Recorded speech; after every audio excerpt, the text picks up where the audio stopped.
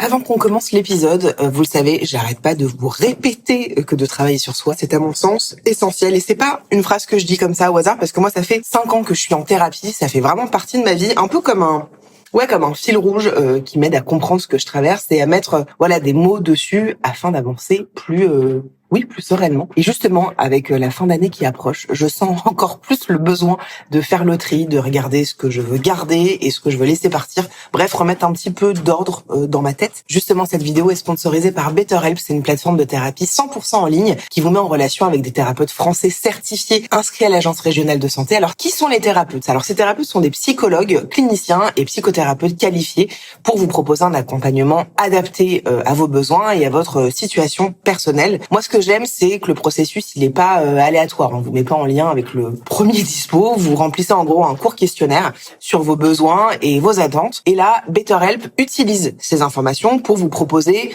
un thérapeute adapté à votre profil. Et vous pouvez réserver votre première séance. Vous choisissez votre format. Il y a visio, appel, message écrit. Et si le lien ne se crée pas, vous pouvez changer de thérapeute à tout moment sans frais supplémentaires. C'est pensé pour être vraiment flexible, vraiment à votre rythme, à vous. Vous pouvez aussi mettre en pause votre abonnement, quand vous en avez besoin, et reprendre avec le même thérapeute lorsque vous êtes prêt à revenir. Entre deux séances, vous pouvez aussi envoyer un message à votre thérapeute si vous avez besoin de plus de soutien, ou en dehors des séances, vous avez aussi des outils comme le journaling. C'est parfait pour poser ce qui pèse un petit peu en cette fin d'année. Donc voilà, si vous avez envie d'essayer, vous avez 10% de réduction sur votre premier mois avec mon lien betterhelp.com/Juliette Katz. Merci beaucoup à BetterHelp d'avoir sponsorisé cet épisode. Et sur ce, je vous souhaite une bonne écoute. Yeah.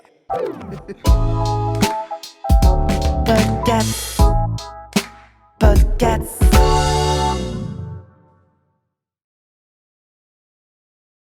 Bonjour à tous. À partir de maintenant, pour tous les épisodes solo, j'ai décidé que je faisais une entrée de chant, comme vous pouvez le voir sur la vidéo YouTube. D'ailleurs, je vous invite, je le fais de manière abrupte, de manière tout de suite, c'est-à-dire que si vous avez envie de me regarder sur YouTube, ou si vous me regardez sur YouTube, eh bien abonnez-vous. Ça me ferait très plaisir que vous souteniez la chaîne parce que ça me montrerait que vous avez envie qu'il y ait plus d'épisodes comme ça, du podcast filmé. C'est un truc que je vous demande jamais, de vous abonner. Je suis toujours mal à l'aise, en fait. Je me rends compte dès qu'il s'agit de faire un peu d'auto-promo. je suis mal à l'aise. Genre le podcast tour. Les enfants, le podcast tour, je vous en ai parlé 4 fois. Et après, j'ai peur que ça se vende pas assez. Mais Juju, elle est con ou elle est con? J'ai toujours du mal avec ce truc de s'il vous plaît, ce serait cool. Mais c'est pas genre, je m'en dis pas non plus, mais je sais pas, ça me met mal à l'aise. Bref, on va commencer avec donc cet épisode qui, je trouve, résonne un petit peu avec l'intro de BetterHelp, puisque nous allons parler des angoisses bonjour. Je vais parler en effet des angoisses que je traverse parce qu'au final, je vous ai déjà parlé plein de fois de ce que je peux traverser émotionnellement par-ci et par-là, mais je ne vous ai jamais parlé vraiment de qu'est-ce que je traverse au quotidien depuis de nombreuses années, pourquoi je les ai nommées comme des angoisses, qu'est-ce que je fais pour me sentir mieux. Chérie, je vais pas te déranger longtemps, mais vu que je parle de mes angoisses, est-ce que depuis qu'on est ensemble, c'est-à-dire depuis 9 ans, t'as l'impression que je suis angoissée depuis le début de notre relation? Enfin, depuis qu'on s'est mis ensemble, quoi. Ou alors, t'as l'impression que mes angoisses, elles sont arrivées petit à petit. Moi, j'avais envie de dire que mes angoisses sont arrivées depuis l'arrivée de notre fils. Non, c'était avant. Ah, c'était avant. Le Japon et puis... Le Japon. Oui. Ouais. Et l'épisode. Du lit. L'épisode du lit. On parle de cet épisode du Airbnb, ouais. Évidemment. Ça, c'est arrivé. Ouais, j'avoue. Pour moi, je reconnaissais la Juliette que tu es aujourd'hui là-dedans. Tu vois, ah oui. Truc où tu en parlais souvent. Tu n'arrivais pas à trouver des solutions et ça t'inquiétait. Tu dormais moins bien. Ouais. Tu étais déjà dans ces trucs-là, quoi. Ouais. Alors d'accord, bon, on va partir de ça. Merci beaucoup. Merci chérie. On va partir de ça, c'est vrai, parce qu'au final, je sais que je vous parle pas concrètement de ce qui se passe, mais je vais y aller petit à petit, mais vous le savez, c'est un peu le brouillon dans ma tête depuis longtemps. Si on doit parler concrètement, ce truc d'angoisse, tu sais, truc qui vient qui s'empare de toi, genre ça te submerge. C'est vrai que c'est là depuis longtemps, mais j'ai l'impression, oui, c'est vrai que l'exemple du Japon, c'est un bon exemple. On va partir de ça parce que peut-être après, du coup, mon cerveau va dérouler les pensées. On était parti au Japon il y a plus de 6 ans et je me souviens qu'on avait pris un Airbnb et au Japon, ils font un truc que on ne fait pas en Europe. En tout cas, on le fait pas en France. Ils ont une couette et ils mettent une housse de couette, mais il y a un trou en haut. Et je me souviens qu'on avait été dans un Airbnb où j'ai vu ça et ça m'a profondément dégoûtée. Genre, j'ai commencé à faire une crise d'angoisse de ça. Et dans ce même Airbnb, j'ai vu genre 2 cheveux par terre. Genre une mini boule de poussière, mais genre rien de ouf, que tous les trucs qu'on peut avoir chez nous, mais qui nous dégoûtent pas parce que ça nous appartient, on sait d'où ça vient et tout. Mais là, c'est vrai que j'ai vu ce truc-là, et je me souviens de ce plan où on est dans celui qui est un canapé-lit, donc assez inconfortable, et je vois mon mec qui est allongé et qui, moi, je suis sur mon téléphone, assise sur le rebord du lit en me disant je ne peux pas dormir là, je ne peux pas dormir là, c'est trop dégueulasse, ça me dégoûte. Et vraiment, avec le recul, c'est juste que cette housse de couette, c'est juste différent de ce que j'ai l'habitude de connaître. Et ce truc de saleté, entre guillemets, c'est pas sale, c'est juste que j'avais pas envie de voir des cheveux qui m'appartiennent pas. Du coup, on avait dormi dans cet hôtel. On y a dormi. Enfin, dans ce Airbnb. Tu avais dormi avec ton manteau sur le lit et tu avais passé une bonne partie de la nuit à chercher un autre hôtel pour le lendemain. Je sais pas si vous avez entendu ce qu'il a dit, mais j'ai apparemment dormi sur mon manteau, sur le lit. Voilà, c'est des crises de mi-angoisse, de toc de propreté. Enfin, je sais pas. Et pourtant, à la maison, je suis un peu maniaque, mais tranquille. Et donc j'ai dormi sur le lit avec mon manteau. C'est pas la première et la dernière. Si, c'était la première fois que je l'avais fait, mais ce n'est pas la dernière fois. Je l'ai refait dans plusieurs endroits, dormir sur mon manteau, sur un lit. C'est arrivé pas plus tard qu'il y a 3 semaines à Paris. Donc, dormir sur le lit. Voilà, je vous raconterai pourquoi. Et puis, voilà, donc j'avais passé pratiquement la moitié de la nuit à regarder des Airbnb ou des hôtels. Mais je vous en ai déjà parlé, hein. Je me lavais les dents et j'imaginais l'eau qui passait par les tuyaux de canalisation. Et j'avais l'impression que c'était dégueulasse. Et donc, quand je me lavais les dents, j'avais vraiment un reflux d'avoir envie de vomir, quoi. Donc ça, c'est quelque chose qui m'habite depuis longtemps. Ce truc avec la propreté, pourtant chez moi, c'est propre, mais c'est pas non plus genre si tu passes ton doigt sur une étagère, il y a peut-être un peu de poussière. Disons que c'est vrai que c'est assez rangé, assez propre. Enfin, ça me dérange beaucoup moins quand c'est à la maison, quand c'est le bordel et quand c'est pas clean, parce que c'est chez moi et je sais que ça m'appartient. Mais quand je vais dans des endroits que je ne connais pas, ça me dégoûte. Et pourtant, en plus, j'ai une pensée qui est pas logique, qui est que les hôtels sont plus propres que les Airbnb. Alors qu'en vrai, je pense que c'est l'inverse. Mais si, je vous en ai déjà parlé dans une vidéo. Et là, il y a encore 3 semaines, j'ai dormi dans un hôtel qu'on m'avait recommandé. Un hôtel qui m'a coûté 300 € la nuit. Et c'était dégueulasse. J'ai filmé, vraiment, j'ai même montré à mon mec qui a pas la même notion que de propreté. Et c'était crade. Et j'ai dormi sur le lit, avec mes vêtements et un pull sur l'oreiller. Enfin voilà, je sais que je suis folle avec ça, mais ça me dégoûte fortement. Bon, ils ont été sympas, ils m'ont remboursé la nuit d'hôtel en me disant que c'était pas normal. Mais bref, il y a ce truc de propreté où maintenant, j'ai arrêté d'avoir envie de vomir quand je me lave les dents et quand je suis pas chez moi. Parce que finalement, cette maison qui date des années 1800, j'imagine pas l'état des canalisations et pourtant ça ne me dégoûte pas. Mes angoisses, elles s'apparentent vachement à des pensées obsédantes. Je pense en boucle à des choses et je n'arrête pas de parler et de penser qu'à ça. La nuit, je sens que je commence à développer, c'est pas je commence, c'est que ça fait quelques années maintenant que je dors beaucoup moins bien la nuit qu'avant. Peut-être que depuis que je suis devenue maman, j'ai un sommeil un peu plus léger. Alors maintenant, je dors avec des boules qui parce que sinon, je peux plus dormir. Donc, c'est mon mec, le pauvre, qui est du coup au taquet si notre fils fait du bruit. Et c'est vrai qu'il y a des nuits depuis maintenant quelques années où je peux très bien dormir. Je me couche à 22-23 heures et je me réveille à 8 heures. Je me réveille toujours 1 ou 2 fois pour aller faire pipi, mais je me rendors. Mais il y a des nuits, encore maintenant, je pensais que ça allait être réglé après ce problème d'apnée du sommeil, parce que je fais de l'apnée du sommeil et je suis à Paris. Alors, ça va beaucoup mieux parce qu'avant, c'était... je me réveillais 6 à 8 fois par nuit. Maintenant, c'est 1 à 2 fois. Mais il y a des moments où je ne peux plus me rendormir. Typiquement, il y a 2 nuits ou 3 nuits, je me suis réveillée pour aller faire pipi, ou en tout cas, je me suis réveillée tout court.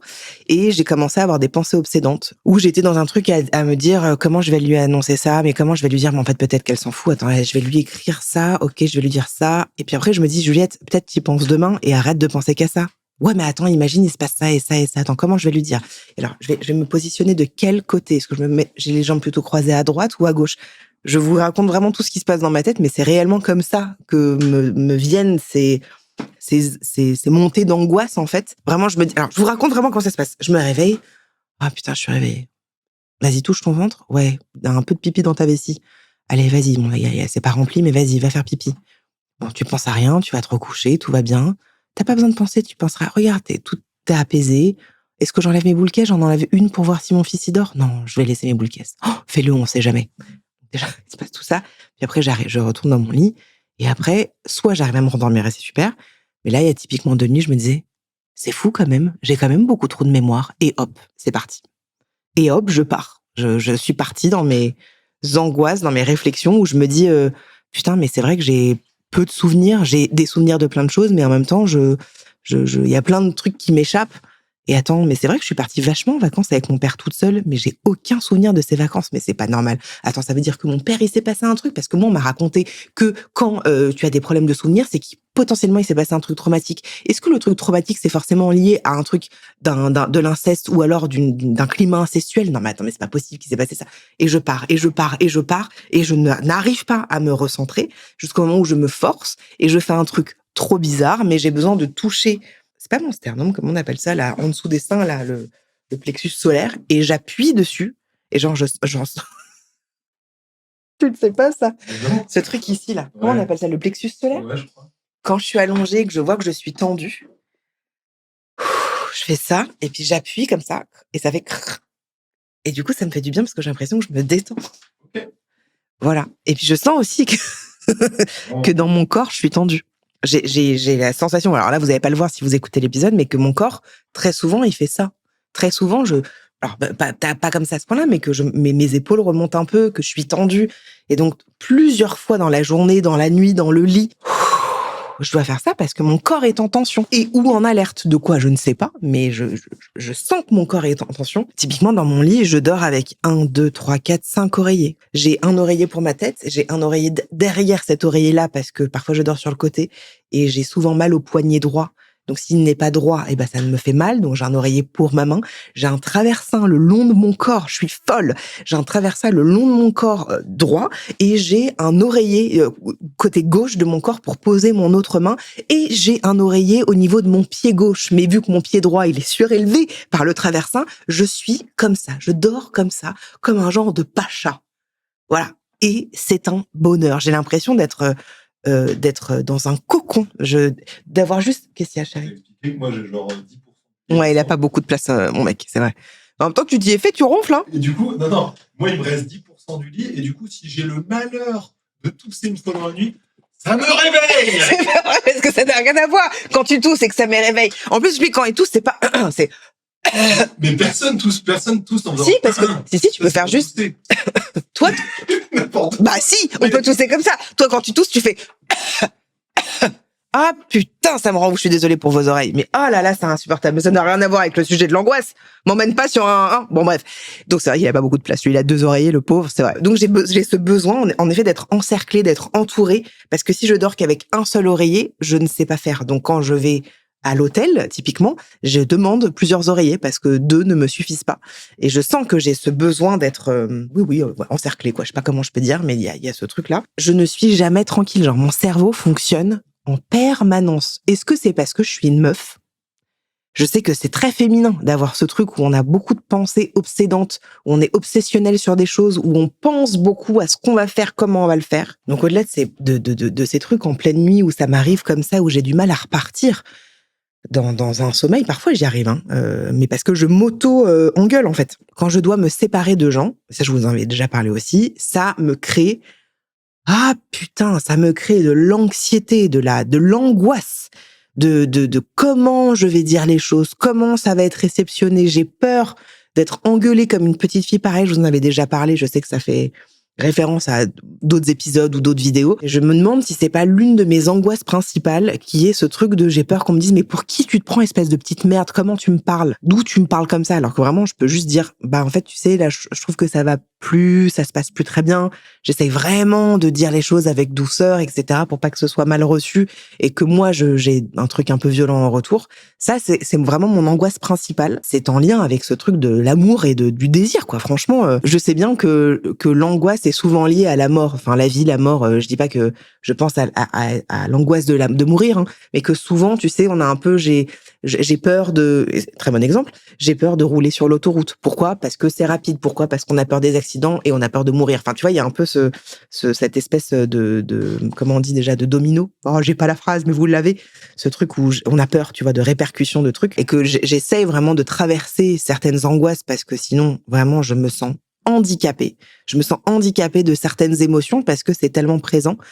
Cette histoire de voiture, ça a été un truc très très très très présent avant que j'ai mon permis, parce que j'ai mon permis depuis presque 3 ans maintenant.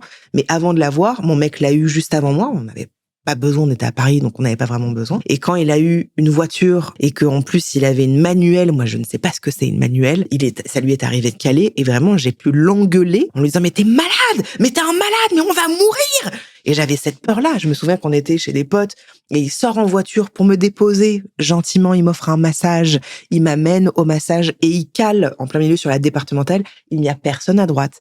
Personne à gauche. Je lui ai dit, mais t'es fou, mais t'es un malade, on va mourir, tu te rends pas compte. Et vraiment, ça part dans un truc où ça me submerge, quoi. Donc maintenant, je me suis excusée plusieurs fois auprès de lui parce que je sais à quel point ça peut être difficile pour lui d'avoir une meuf qui lui partage cette angoisse-là, violente, quoi. Moi, après, quand j'ai passé mon permis et que j'ai commencé à devoir conduire, ne serait-ce que pendant que je passais mon permis, conduire sur les départementales et après les autoroutes, putain, l'enfer de devoir conduire à 90. Et après, j'ai réussi à le faire. L'autoroute, c'est depuis qu'on habite ici. Je suis obligée de prendre l'autoroute. Ça dure pas longtemps, ça dure 10 minutes, hein, pour aller à mon cours de sport, aller voir des gens, des rendez-vous et tout. Je suis obligée. Et en fait, maintenant, ça va très bien. Mais pendant un moment, je m'en faisais tout un truc. Mais certainement parce que j'ai assisté à un accident sur une autoroute. Et donc peut-être que j'en ai fait, tu sais, un amalgame, un raccourci en me disant, mais en fait, c'est ça, c'est dangereux, la vitesse. Et oui, évidemment, la vitesse, c'est dangereux et que si t'as un accident sur l'autoroute, ça peut être brutal et tragique. Mais c'est vrai que j'avais du mal à dépasser ça. Et donc, je m'étais dit, mais jamais de ma vie, je conduirai sur l'autoroute. Alors, j'en suis pas encore au stade où je me dis, allez, viens, on part en vacances. Et c'est moi, cette fois-ci, qui vais conduire 3 heures, mon amour, avec toi à côté et notre fils derrière. Pour l'instant, je me sens pas capable de ça. Et pourtant, je me sens capable de conduire 15 minutes pour aller au sport et conduire à 115, bien sûr, je peux pas conduire à 130 puisque je suis en A. Mais vous vous rendez pas compte à quel point ça a été vraiment super dur. Et puis toutes les fois, en effet, où j'ai dit à mon mec qu'il savait pas faire, qu'on allait mourir, les fois où il calait, du coup, ça lui a créé un stress à lui. Vraiment, dès qu'il calait, j'étais genre... Et donc, ça me faisait vraiment peur, quoi. Podcast. En vrai, d'avoir arrêté de fumer, oui, quand j'ai arrêté de fumer, ça m'a angoissée de ouf parce que je me suis dit, mais qu'est-ce que je vais faire? Comment je vais faire sans cigarette? Comment je vais... c'était très difficile, mais je sens que j'essaye de dépasser certaines angoisses parce que sinon, je vous dis, je fais rien et je suis cloîtrée dans mon canapé, quoi. Et puis depuis que je suis devenue maman, mais ça, je pense que on se sait, hein, si vous êtes parents, j'ai vraiment cette peur constante quand il est malade, qu'il meurt. Voilà, j'ai vraiment très clairement peur, même quand il a une toux, qui meurt. Ça m'arrive, là, en ce moment, il tousse. Mélène tout, tu sais, on est début décembre, donc forcément. Et il est à l'école, il sociabilise, il est en communauté, donc forcément, il tombe malade comme beaucoup d'enfants. Et même mon mec qui tousse, Les moments où il arrêtait pas de tousser, c'était le week-end où ils sont venus me soutenir à l'Aerox. Et il a commencé à tousser fort, fort, fort, fort, fort. Et je me suis dit, je vais annuler l'Aerox, on va aller aux urgences. Et j'ai eu envie de chier mon pote. Et vraiment, ouais, je vis une angoisse qui s'empare de moi, de mon corps. J'ai froid, j'ai envie d'aller chier, c'est terrible. Et très vite, je me dis, il va mourir. Quand il était petit, il est toujours petit, mais quand il était petit, s'il ne dormait pas comme il fallait, ce qui ne veut absolument rien dire, mais au moment où on l'avait décidé, ou au moment où on l'avait mis dans le lit, s'il ne dormait pas tout de suite, j'avais peur qu'il meure. S'il ne mangeait pas, s'il ne finissait pas son assiette, s'il ne mangeait pas de légumes, j'avais peur qu'il meure. J'ai ces pensées-là qui sont là dès qu'il y a un truc qui va pas comme il faut. Heureusement que mon mec il est là pour tempérer un peu parce que puis même d'ailleurs quand on a fait le week-end de l'Aerox, il m'a dit mais Juliette, il n'a pas de fièvre. Il est dans la salle de bain en train de crier Harry Potter, Harry Potter, Harry Potter, Harry Potter, ta ta ta ta ta ta. Je faisais oui, t'as raison, c'est vrai qu'il est pas au bout du rouleau, mais ça m'angoisse en fait, ça m'angoisse et donc les quelques fois où il a été vraiment très très malade et on a dû aller aux urgences, putain, mais c'est terrible, c'est infernal.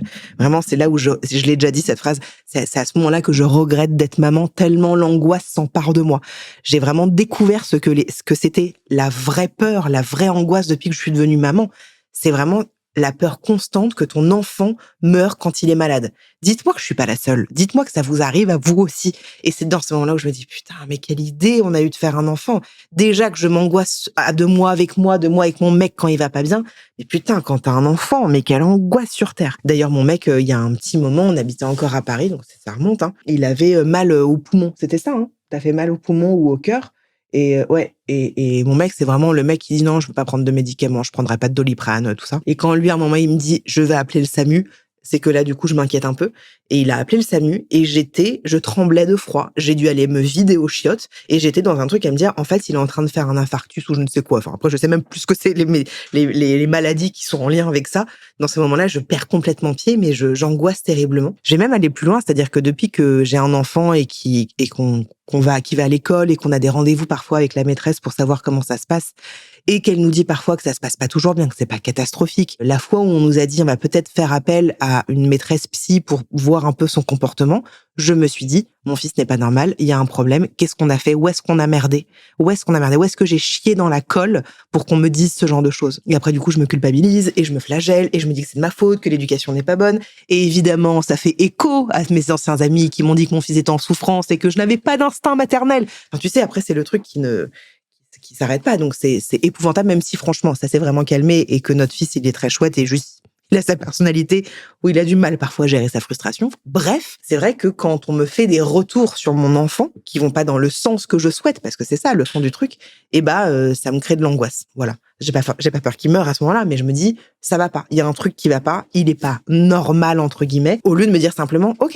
il a du mal à gérer sa frustration, on va encore plus travailler sur ça. Bon voilà, ça pourrait s'arrêter là. Et je vois que mon mec ça s'arrête là. Et je pense aussi que c'est assez masculin, mais heureusement que il est là pour me tempérer quoi. Même je veux dire dans mon métier c'est très présent. Voilà, ce métier de la création de contenu, YouTube, podcast, en vrai, peu importe, création de contenu, quand t'as une communauté qui est là, ça m'angoisse de ouf, ce truc du désir, que si ce que je poste ne fonctionne pas, j'ai l'impression que les gens vont se dire, pouah la honte, c'est vraiment une merde, mais moi je me sens comme une merde, et si un truc fonctionne, limite, je vais un peu me la péter intérieurement en me disant, ouais, attends, c'est normal. Donc c'est tout le temps, ça oscille sans arrêt en ce truc de valorisation, dévalorisation, valorisation, dévalorisation. Et ça m'angoisse parce que sans arrêt, je suis en train de me dire, vous avez pensé que j'ai pris de la coke en vidéo parce que j'arrête pas de toucher mon nez, mais juste en fait, il me gratte énormément. C'est insupportable parce que c'est pas des likes qui font que tu es quelqu'un de bien, ça ne dit rien de toi. Si tu as eu 2 likes ou 150 000 likes sur un post, ça ne dit absolument rien. Mais ça vient toucher un truc, en effet, de réussite, quoi. Et pourtant, j'ai beau vous dire l'inverse sans arrêt que la réussite et l'échec, ça se place bien là où on veut, que qu'est-ce que c'est la réussite, tout ça. Je le pense fondamentalement, mais il y a quand même un truc parfois qui s'empare de moi. En fait, là où je vois que je suis quelqu'un d'angoissé, c'est que je vois que c'est rarement simple. J'ai rarement une pensée simple de « c'est le bordel, je vais ranger ». Je me dis pas ça.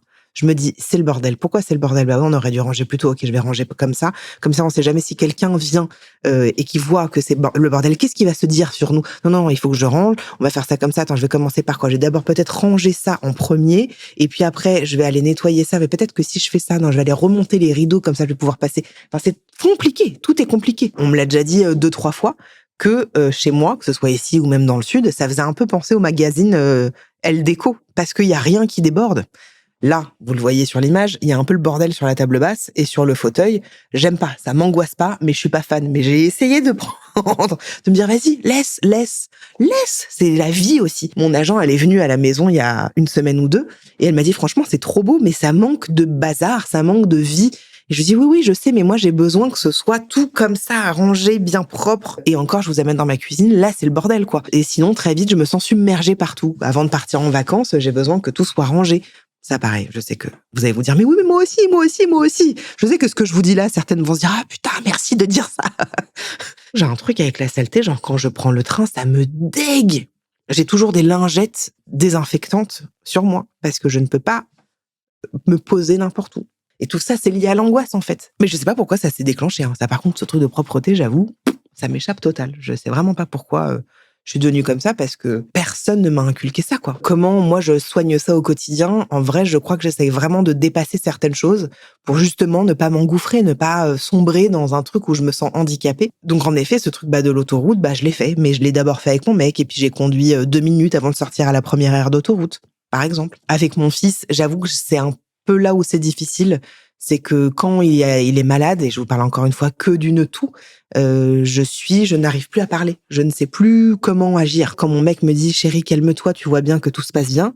En fait, je suis genre, oui, ok. Mais je n'arrive pas à sortir de ça.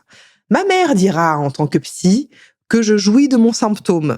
Moi, j'ai envie de lui dire, va te faire foutre. En même temps, elle a pas tort, mais c'est vrai que je cultive ce truc-là de la peur et que, comme elle dit, tu cherches à te faire plaisir, mais c'est pas conscient, c'est pas un truc genre, tiens, chouette, mon fils est malade, chouette, je vais me dire qu'il va mourir. C'est pas comme ça, c'est pas conscient, construit de cette manière-là. Et j'essaye vraiment petit à petit de me séparer de ça, mais ça, c'est un peu difficile. L'arrêt de la cigarette, j'ai angoissé à l'idée d'arrêter parce que j'avais peur de me séparer, de quitter quelque chose, de perdre une forme d'identification. Je suis ravie d'avoir dépassé cette peur-là. J'ai l'angoisse d'être mince, hein, franchement. Ça, je l'ai déjà dit une fois ou deux. J'ai l'angoisse d'être mince parce que j'ai fait des raccourcis de merde que, en fait, en étant mince, on va beaucoup plus me voir et en même temps, je vais être un peu plus comme tout le monde, mais qu'en même temps, on va plus me désirer. Enfin, c'est naze, hein. Franchement, tout ça, c'est nul. Donc, j'ai peur de briller. Quand je parle de briller, je parle de ça. Je dis pas qu'on peut pas briller en étant gros, mais j'ai peur de briller, j'ai peur de réussir certaines choses. Je dis pas qu'être gros, c'est un échec. Me faites pas dire ce que je n'ai pas dit, s'il vous plaît. Mais c'est juste de quitter des angoisses, en fait. C'est briller quelque part. C'est réussir à se séparer de quelque chose qui est douloureux. Bah, ça me fait peur parce qu'on s'est identifié à ces angoisses. On croit que ça fait partie de nous. On dit qu'on est quelqu'un d'angoissé. Non. Je pense qu'on expérimente l'angoisse comme on expérimente la peur, on expérimente le désir. Ça fait pas partie de nous, ça ne définit pas qui on est. Juliette n'est pas quelqu'un d'angoissé, c'est juste, elle traverse des phases d'angoisse. On n'est pas déprimé, on expérimente la dépression. L'expérimente, c'est peut-être pas le terme, mais vous voyez ce que je veux dire. C'est juste que je crois qu'on insinue souvent que ça peut faire partie de nous, alors que ça fait pas partie de nous, quoi. On peut s'en défaire. À partir du moment où on peut se défaire de quelque chose, est-ce que ça fait partie de nous? Ah, c'est une bonne question, c'est un bon débat. Et je vois bien que depuis qu'on a déménagé, et ça je le ressens fortement, je suis beaucoup, beaucoup, beaucoup, beaucoup plus apaisée. Depuis mi-août, bon, je pense que c'est pas un hasard d'avoir quitté le Sud pour les raisons que vous connaissez peut-être si vous avez écouté cet épisode sur la rupture amicale. Ça m'a soulagée énormément de partir. J'avais plus envie d'être dans ce coin-là que j'estimais comme un peu toxique. Je pense que de m'être mise au sport, ça m'a, putain, mais vraiment, c'est pour ça que je vous encourage à faire du sport, hein. Le sport, putain, ça libère des endorphines et ça libère un truc où tu te sens, ça fait du bien à la tête parce que pendant que tu fais du sport, tu ne penses à rien d'autre. Et ça, c'est merveilleux. C'est trop bien de penser à rien d'autre qu'à la séance que tu es en train de faire. Et depuis qu'on est arrivé ici, depuis qu'on est propriétaire, en fait, on découvre, sans que ce soit dramatique pour l'instant, je touche du bois, mais on découvre des petits trucs pas ouf et ça pourrait prendre une ampleur dans ma vie. De me dire, putain, mais je me dis, putain, mais c'est de l'argent qui sort et putain, on s'est fait niquer et tout. Et en même temps, je suis genre, écoute, c'est cool en même temps, enfin c'est cool, c'est la vie, t'es propriétaire, c'est chouette, t'as une maison à toi. Je sais pas, je me sens beaucoup beaucoup plus apaisée depuis qu'on est arrivé ici. Et je vois bien qu'en ce moment c'est mon mec qui peut avoir une tendance à être un peu plus angoissé sur certaines choses que moi, où moi j'essaye de venir un peu le calmer à certains trucs, mais lui aussi, hein, il voit que quand je suis angoissée, que je suis obsessionnelle, il vient me calmer, mais je dis pas que je suis plus angoissée, plus du tout, parce que là typiquement j'ai dû me séparer de quelqu'un dans le travail, je n'ai parlé que de ça. J'exagère un chouïa, hein, mais j'ai dû me parler que de ça pendant 2-3 semaines. Parce que j'avais peur de comment dire les choses, que ce soit pas bien reçu. J'avais peur qu'elle m'envoie chier. Et je sais que c'est pas elle, c'est en règle générale, quand je me sépare des gens, que ce soit dans le travail ou pas dans le travail, j'ai vraiment, vraiment, vraiment, vraiment peur. Ça me met face à une de mes angoisses les plus profondes, quoi. J'ai dû me séparer il y a presque 1 an maintenant d'un monteur que je trouvais super bien et qui était trop mignon et qui travaillait bien, sauf qu'il était pas fiable parce qu'il me rendait pas les trucs en temps et en heure. Et je lui dis 1 fois, 2 fois déjà, moi rien que de dire ça, c'est super dur pour moi de dire, mais tu sais, en fait, c'est juste moi j'ai besoin, pardon, désolé, mais j'ai vraiment besoin que tu me rendes les trucs en temps. Je m'excuse limite alors que je paye la personne et que quand j'ai dû me séparer de lui, ça a été super dur alors que je le connaissais pas. Ça faisait genre 2 mois qu'on travaillait ensemble et j'avais peur qu'il disait, oh, tu te prends pour qui, espèce de conne, là? Personne me parle comme ça. Alors que vraiment, c'était genre, écoute, je suis désolée, mais en fait, le travail est pas fait comme je le souhaite, etc. Donc, je vois bien que ça ne concerne pas l'autre, ça concerne que moi. J'ai dû me séparer quand j'étais chanteuse, parce que j'étais chanteuse. J'ai dû me séparer de mon éditeur qui était mon manager parce qu'il était plus du tout excité par le projet, vraiment. Et je crois qu'il s'en foutait complètement. Et j'ai mis 2 ans à le faire. 2 ans, parce que je n'osais pas. Je n'osais pas. Et quand je lui ai dit en face à face, mais vous imaginez pas comme j'ai dû... C'était super dur et le mec, il s'en foutait, quoi. Je lui ai dit, on va arrêter. Il me dit, ouais, ok, je comprends. Et en fait, quelque part, tant mieux, même si ça m'a fait du mal à l'ego, ça m'a blessé un peu dans mon ego, mais en sortant, je me suis sentie j'avais l'impression d'avoir perdu 10 kilos, tu vois, de m'être allégée d'un truc que j'avais... Enfin, voilà. Et c'est fou, ce truc, hein, quand même, parce que je vois bien qu'en en parlant avec des gens... tu vois, voilà, évidemment, l'idée n'est pas de blesser l'autre, mais il y a plein de gens qui disent, écoute, moi, quand il y a un truc qui me plaît pas, moi, je le dis et ciao, bye, quoi. Et je suis tellement admirative de ces gens-là. Quand j'avais interviewé, je vais pas dire interviewé parce que je suis pas journaliste, mais quand j'avais eu une discussion avec Piche qui me dit: «Je suis la personne la plus importante de ma vie», je suis genre: «Mais bien sûr, mais beau gosse, évidemment, quoi». J'aimerais bien penser ça de moi. J'aimerais bien penser ça de moi, mais je n'y arrive pas encore. Bien que je vois bien que je me mets un peu plus au premier plan qu'avant et je pense à quelques personnes où j'ai toujours senti que c'était plus moi qui allais vers, qui proposait qu'on se voit, qui écrivait et j'ai toujours été genre, comme ça, à continuer. Et là, ces derniers temps, je me suis dit, mais je vais arrêter de faire ça parce que je vois bien que la personne, si je lui écris pas, elle m'écrit pas. Donc, je vais arrêter parce que je me respecte un tout petit peu. Et puis, j'ai pas envie d'avoir des relations à tout prix avec quelqu'un qui, visiblement, ne me donne pas le change. Donc, rien que ça, c'est un vrai exercice pour moi. Et j'y pense de temps en temps quand je pense à, voilà, à 2-3 personnes, plutôt à 1 ou 2 personnes d'ailleurs. C'est plutôt ça. C'est pas des gens que je n'aime pas. J'ai beaucoup moins de colère qu'avant parce qu'avant, ça me mettait très en colère et ça me rendait très triste. Maintenant, évidemment, ça touche mon ego, mais il y a quand même un truc où je me dis, mais Juliette, ne va pas vers quelqu'un qui n'a pas envie de toi, en fait. Puis c'est quoi l'amour qu'on te donne en retour? Et là, quelque part, c'est un peu pareil. C'est que je me mets dans quelle posture pour être désirée? Bah non, en fait, j'ai pas envie de me mettre dans une posture. J'ai vraiment envie que l'autre personne ait envie de me voir. Donc voilà, ça fait partie de mes angoisses, ça aussi. Mais c'est vrai que je reviens juste au travail, c'est une angoisse qui est très, très, très, très, très, très présente, vu que ça fait 10 ans que je fais ce métier-là, qui est quand même le métier que je fais, qui est un métier de désirabilité. On a envie de te regarder, on n'a pas envie de te regarder. On a envie de t'écouter, on n'a pas envie de t'écouter. Point. Ce que je vous disais en début d'épisode, quand je vous propose de vous abonner à ma chaîne YouTube, ça, pour moi, c'est super dur de demander aux gens de faire ça. Et en même temps, après, je vais me plaindre parce que, genre, le podcast live, c'est vraiment le très, très bon exemple. On part en tournée en septembre 2026. T'en parles peu parce que tu veux pas saouler les gens, mais en même temps, t'angoisses parce que t'as peur que ça se remplisse pas. Je dis oui, je sais. Je sais, j'en ai parlé 3-4 fois. Voilà, ça se vend petit à petit, mais il faudrait qu'il y ait, comme certains potes qui sont dans le milieu et qui font du stand-up et des spectacles, il y en a qui m'ont dit, mais il faut faire du matraquage, il faut sans arrêt que tu mettes le lien de la billetterie, de trucs, le lien est dans la description d'ailleurs, mais que tu le mettes partout, que t'en parles tout le temps. Et moi, ça me gêne. Et c'est con parce que si les gens veulent pas, bah ils veulent pas, ils vont pas se dire elle est insupportable. Mais ça m'angoisse de me dire que ça m'angoisse de savoir ce que les gens vont penser et au final, je m'en branle aussi.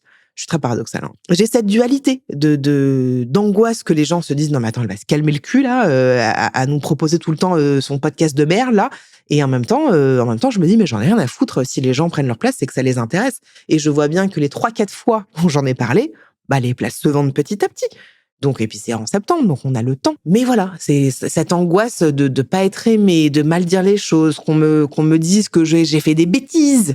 Parce que moi, j'ai sans arrêt peur qu'on me dispute comme une petite fille. Donc, tout ça crée de l'angoisse permanente sur plein de choses. Et même si, franchement, je ressens que je me suis apaisée ces derniers mois, ça n'empêche que c'est là. Au-delà du fait que je me suis apaisée, je pense que j'ai accepté le fait que j'étais quelqu'un d'angoissé. Parce que pendant un moment, j'étais vraiment dans ce truc de pourquoi je pense à tout ça? Pourquoi ma tête, elle s'arrête jamais? Maintenant, j'ai accepté ça, en fait. J'ai juste accepté le fait que ma tête ne s'arrête jamais et que je réfléchisse à comment je pose les choses, comment je range, par quel moyen. Enfin, voilà, j'ai accepté que ma tête ne soit jamais tranquille. C'est vraiment fatigant, mais c'est comme ça. Et le fait que j'ai accepté qu'il y a un truc qui s'est apaisé. Le truc qui m'aide aussi, quand même, franchement, je le vois parce que maintenant, ça fait un moment que je le pratique, c'est la cohérence cardiaque, pardon, et la méditation. C'est un truc que vraiment je pratique depuis un petit temps. Dès que je sens qu'il y a un trop plein, en fait, j'utilise l'application Calm, Calm. Ouais, elle coûte cher, hein, je crois que ça m'a coûté genre 50 € l'année. Mais ça fait des années que je l'ai maintenant et j'écoute des histoires ou des méditations ou de la musique ou des trucs exprès pour la cohérence cardiaque et ça vient me calmer. Je sais qu'il y a plein d'autres applis, j'ai testé plein de trucs, mais c'est celle-là, je reviens à celle-là. Les voix me font du bien, les musiques choisies. J'ai testé Petit Bambou, j'ai testé tous ces trucs-là, mais j'adhère moins. Donc ça, je vois que ça me fait du bien et j'ai besoin d'avoir des moments, en effet, de calme et de... Genre hier, je voulais faire une sieste, mais j'ai pas réussi. Et je me suis juste posée, en fait, avec de la musique un peu tranquille sur moi. Avant, j'avais besoin, je croyais que c'était la cigarette qui allait me détendre. Alors qu'en vrai, ça crée de l'angoisse et ça crée du stress quand même, la clope, hein. Je sais qu'on est beaucoup à être angoissé sur plein de sujets. Typiquement, je crois que la politique, je m'en suis un peu détachée parce que dès que je mets un œil dedans, un pied dedans et que j'essaye de m'y intéresser un peu, ça me crée de l'angoisse terrible. J'ai vraiment peur pour mon fils plus tard, c'est clair. J'ai peur de comment les choses vont évoluer ici sur Terre, parce que vraiment, les humains font vraiment de la grosse merde pour l'argent, pour l'ego et pour la gloire. Donc tout ça m'angoisse et j'essaye de me détacher de ça. Je dis pas que c'est bien, hein. Franchement, je pense que je me protège d'un truc où je peux pas faire grand chose, mais juste parfois de pas regarder. Il y a des moments où ça me fait du bien et parfois c'est tout l'opposé où j'ai besoin vraiment de mettre mon nez dedans et de bien découvrir et m'instruire et tout ça. Et il y a des moments où j'ai besoin d'être quasiment non, quoi, qu'est-ce qui se passe dans le monde? Ah bah je savais pas. J'ai besoin de ça parfois. Je dis pas que c'est bien, mais c'est comme ça que je trouve un équilibre, un semi-équilibre de tranquillité. Il y a un épisode qui va bientôt sortir où on va parler de la mort d'une manière hyper intéressante et j'avoue que vraiment c'est un épisode trop intéressant et je trouve ça chouette de pouvoir se dire que la mort c'est pas forcément que de la tristesse, que ça peut être vraiment de la joie et de la paix et du bien-être intérieur et j'essaye de m'instruire un peu là-dessus. Voilà, j'écoute certaines choses autour de ça où la mort n'est qu'un passage et que j'ai envie de me dire que j'ai rien regretté, donc je préfère faire que de pas faire aussi. Voilà, c'est un truc que je vous dis tout le temps et je le dis globalement pour le sport, que je trouve ça plus cool de faire que de pas faire, mais au final, c'est pareil pour tout.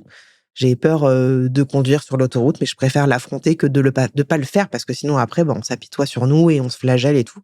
Donc voilà, j'ai pas tout pensé comme blessure, j'ai encore beaucoup d'angoisse, mais j'essaye de les affronter. Ouais, je crois que le truc qui reste là, très fort, c'est vraiment ce truc de l'autre, du désir de l'autre, que j'ai peur qu'on m'engueule, j'ai peur de pas être aimée. Pourtant, je le confronte parce que je dois me séparer de certaines personnes parfois. Mais c'est dur. Franchement, c'est super dur. Voilà, écoutez, je pense avoir fait le tour sur ce sujet de l'angoisse. Ça a été bien plus long que ce que j'imaginais, comme à chaque épisode solo. On va partir en tournée avec le podcast, quoi, en septembre-octobre. On va faire une petite tournée de 5 dates dans 5 villes en France. Je vous mets les villes dans lesquelles on va en septembre et en octobre. On va parler de sexualité. On va avoir 5 thématiques différentes. Il y aura une thématique par date. La première jusqu'à maintenant qui a été annoncée, c'est celle à Lille où on va parler de la sexualité dans la parentalité puisque personne n'en parle. Du coup, j'ai très envie de parler de ça. On va avoir des invités sur scène et le plus, j'allais dire, d'assister à un podcast sur scène. En tout cas, ce podcast-là, c'est vraiment de pouvoir vous donner la parole vraiment. C'est pas juste vous venez assister à un truc. J'ai envie qu'on échange ensemble. J'ai envie d'avoir vos points de vue et qu'on puisse débattre parfois sur certains sujets. Donc voilà, je vous mets le lien de la billetterie dans la description. Je trouve que ça peut être un chouette cadeau de Noël que vous pouvez vous faire à votre mec, à votre meuf, à vos parents. Et puis, n'hésitez pas à vous abonner à cette chaîne YouTube. Ça me ferait plaisir de voir que ça vous plaît. On se retrouve la semaine prochaine. Même studio, peut-être, même micro. Je vous embrasse. Salut.